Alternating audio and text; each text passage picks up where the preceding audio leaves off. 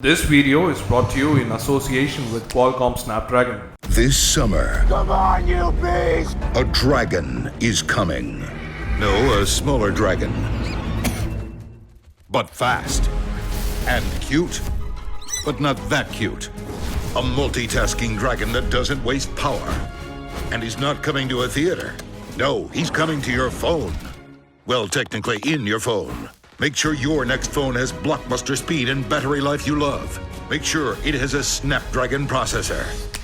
Hi guys, Dhruv Bhutani from Fonearena.com bringing you the video review of Sony's monster handset, the Xperia Z Ultra. In terms of design, two words come to your mind when you view the Xperia Z Ultra: gorgeous and massive. The all-glass smartphone tablet hybrid is a play on the design first pioneered by Sony on the Xperia Z Ultra earlier this year. Sony has a heritage of making beautiful products, and the craftsmanship on the Z Ultra is a testament to that design culture. The front of the handset is comprised of what is perhaps the largest smartphone display we've come across yet.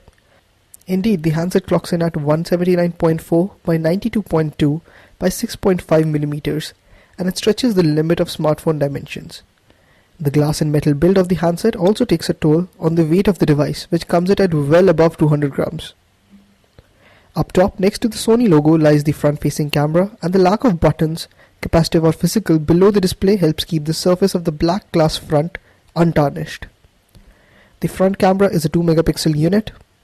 An LED notification light can also be seen here. Along the upper edge of the device is the earpiece, while the mic is at the bottom edge. The front of the phone is essentially just the 6.44-inch Full HD display. We had a few concerns over the slim bezels that make it a bit hard to hold and interact with the device, but it's not a big enough hassle to be a deal breaker. Most of the ports and the buttons on the handset lie towards the right. Up top is the 3.5mm audio jack. Right next to it, hidden under a flap, is the microSD and micro SIM card slot. A circular machine aluminium button is placed centrally and offers good feedback, and it is conveniently located to switch the device on or off. In a move that is not very common but makes sense given the size of the handset, the volume rocker is placed below the power key on the Z Ultra. On the other side of the phone is a magnetic dock connector. The glass back of the phone is a fingerprint and smudge magnet, but looks stunning when pristine. Sony branding is visible right in the center with an NFC logo above it and a camera that is slightly offset to the left. The phone does not have an LED flash. The handset, like most recent devices from Sony's Xperia line of phones, is both waterproof and dustproof. Having earned itself an IP58 rating, the device can theoretically be kept 5 feet underwater for up to 30 minutes. Overall, the Z Ultra is a good example of Sony's attention to design and detail. The slim shell and aluminium edges that melt into the inky blackness of the glass panels on the either side give it an understated elegance. The Z Ultra is, simply put, a very gorgeous device. Moving on to software, the Z Ultra ships with Android 4.2.2 Jelly Bean on board. As expected, the software build is rife with customizations. While a lot of these features are value additions, we were baffled to see the curious omission of some very useful features like the quick notifications panel. Sony's implementation of a toggles bar works quite well, but we'd rather see the full range of toggle switches over here. If you've used another recent Sony device, then you would know exactly what to expect. The home screen has a launcher bar at the bottom, below which lies the on-screen controls. The launcher bar defaults to the most popular apps, but you can replace it with whatever you might want. Heading into the app launcher, application icons are arranged in a grid. You can have this in alphabetical order or even your own custom order if that's what you like. The multimedia applications on board include the image gallery, music player and video player, which are quite identical to those seen on devices like the Xperia Z or the Xperia Z tablet. The Ultra ships with Sony's small apps on board, which are essentially multitasking widgets as seen on devices by competitors as well. Running through some of the pre-installed apps, you get Social Life, which is essentially a feed aggregator, very similar to that like Flipboard. The Sketch app lets you draw doodles on the screen using any object that you might have on hand. It works quite well with fingers as well. Moving on to the display. The display on the Z Ultra is a departure from the one on the Xperia Z, and this is a very good move indeed. The Z, while a good phone, was let down by a poor display, and Sony has clearly learned from its mistakes. It has bestowed upon the Z Ultra one of the best Full HD panels out there.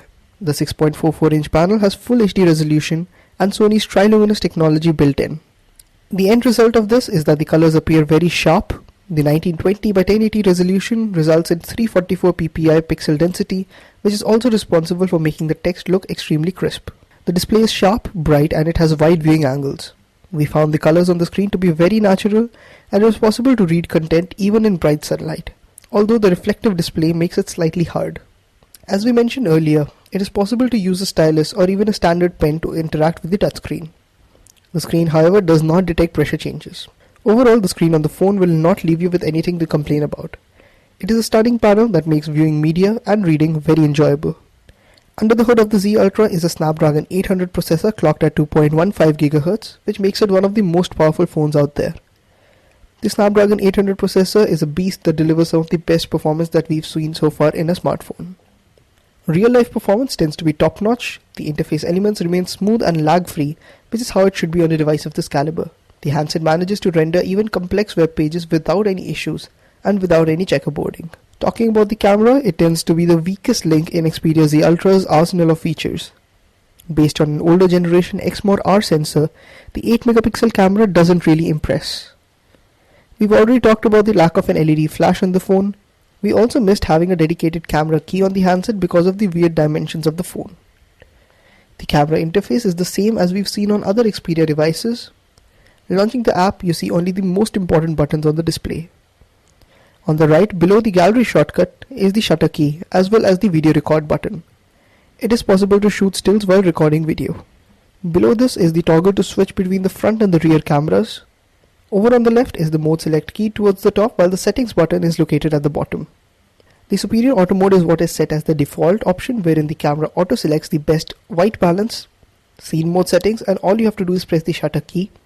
If you want more control in your hands, you can tap this and choose from a range of modes including burst mode, panorama, and a variety of scene modes. Suffice it to say that there are enough options on hand which will let you make the maximum use of the camera. The image quality, however, is not that good. The Xperia Z Ultra is using an older generation sensor and the image quality does not impress.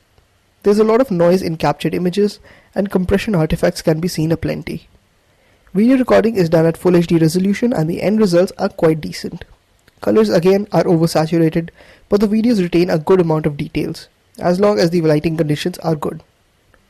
Multimedia consumption is definitely the forte of the Xperia Z Ultra. The large 6.4-inch display screams out to be used for watching movies and playing games. Additionally, the phone works quite well as an e-reader. The size of the screen makes reading long-form content very enjoyable, and it is easy to load up content through the pre-installed Sony Reader app or via the downloadable Kindle app. Gaming performance on the handset tends to be top-notch, and the Snapdragon processor and the Adreno 330 GPU combo really comes into its own over here.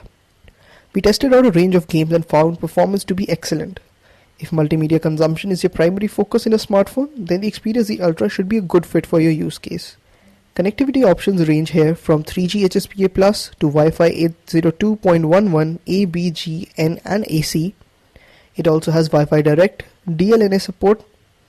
The phone also has Bluetooth 4.0, GPS, GLONASS and NFC built in. The 16GB of storage can be expanded via the microSD card slot. Of the 16GB, about 12GB of storage is available at launch on the handset. The battery capacity is 3050 mAh, which is not really enough to get you more than a workday of usage. With the Z Ultra, Sony has created a device that aims to bridge the device between smartphones and tablets by being a compelling offering that transcends both categories. The combination of stellar design and compelling hardware means that there is no doubt that the Z Ultra deserves its flagship status. That said, as a pure smartphone, there is something to be said about the unwieldy proportions of the phone. Unless you're looking specific for a hybrid device, the Z Ultra is simply too big to be comfortably used as a phone. The poor camera also disappoints. For prospective buyers, the decision is fairly easy to make. You can either handle the size of the phone or you cannot. The Xperia Z Ultra is priced at Rs 44,599 in India. If you enjoyed the video, please do hit the like button and do not forget to subscribe to our YouTube channel. Thanks for watching.